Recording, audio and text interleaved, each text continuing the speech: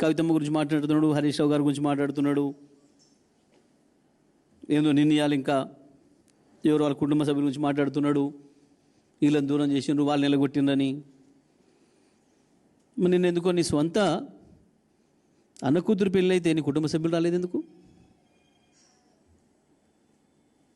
చెప్పు సమాధానం. నీ సొంత అన్న కూతురు పెళ్ళికి నీ సొంత కుటుంబ సభ్యులు, నీ భార్య నీ కూతురులే కదా నీ కొంత కుటుంబ సభ్యులు, ఎందుకు పోలేదు? ఎందుకు మాట్లాడాలి వ్యక్తిగత విషయాలు, కుటుంబ విషయాలు? ఏమవసరం? నువ్వు ఒకటి మాట్లాడితే ఇంకోటి వస్తుంది కదా.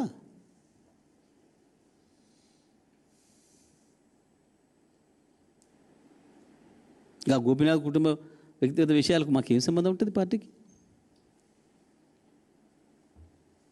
మనకే ఎవరికి తెలియదు, ప్రపంచానికి తెలియదు ముచ్చట. ఎన్ని ఎలా సరే వాళ్ళు ఏదో అనుకుంటున్నారు. పార్టీల విషయాలు కావు కదా మీ కుటుంబ విషయాలు.